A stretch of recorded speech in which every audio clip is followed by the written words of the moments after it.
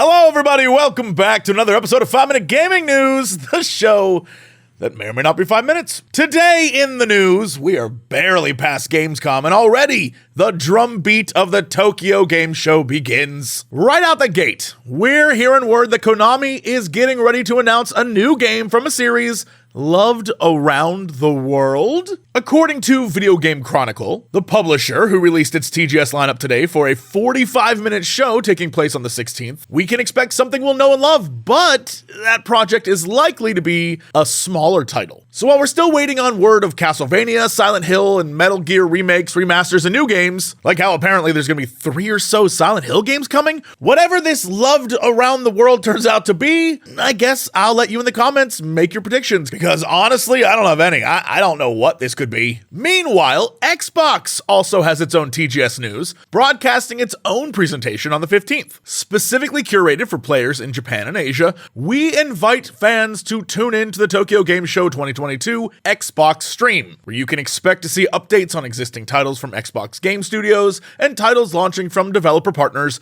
that we hope will delight players here in Japan, across Asia, and around the world, the company said. And I'd have to say, this is definitely an interesting push on behalf of Xbox. They're notoriously known as not being all that popular outside the US. But their latest console has sold 260,000 units in Japan so far, doubling the lifetime sales of the Xbox One. In fact, there appears to be a sales momentum for the console, as at one point, it was outselling PlayStation 5 for a few weeks. Now, is this the result of people not being able to get a PlayStation, or is it something else? What do you think? In other news, Quantic Dream, who recently celebrated their 25th anniversary, is being acquired by Netease. Netease, one of the many companies that's been buying up studios of late, has now begun the acquisition of its first European company, Quantic Dream. The creator of games like Heavy Rain, Detroit Become Human, and I must stress this, one of the most insane games ever made, Fahrenheit. If you want to see how wacky that thing is, go look at my Let's Play.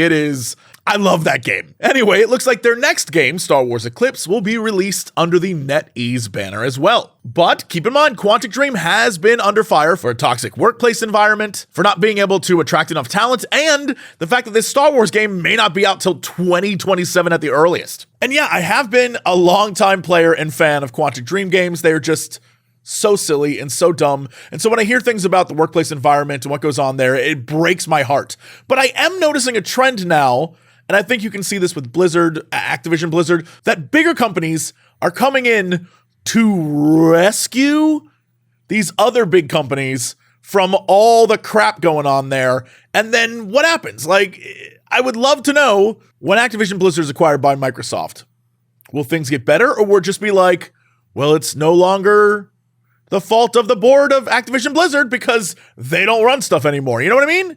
It's kind of what it's starting to feel like. If we just sell ourselves off to someone else, we're no longer responsible. Meanwhile, Netease continues to build its stable of talent and companies. Earlier this month, Capcom veteran Hiroyuki Kobayashi, who began his career as a programmer on the original Resident Evil before going on to produce Dino Crisis, revealed that he had left Capcom to work there as well. So, like Embracer Group in Europe and Microsoft in the States, they're making big plays. But we can't forget Sony or Tencent, both who are investing and trying to own more studios as well. It's been reported over on Game Rant that Tencent and PlayStation Studios now own 30% of From Software, the company behind Elden Ring and the Souls games and more. So I don't know if this is the beginning of a new console war or what this is, but it does seem like more and more companies are buying up more and more companies, and eventually all the AAA games are going to be under fewer and fewer roofs, and that doesn't seem great for consumers. But you know what is great? Patreon.com/Jesse Cox. That's the segue, because it's filled with great people like Adam Thomas, Keith Black, and potential angel or fallen angel, Azeraphel. Anyway, that's it for the show. Thanks so much. We'll be back tomorrow for another episode of 5 Minute Gaming News.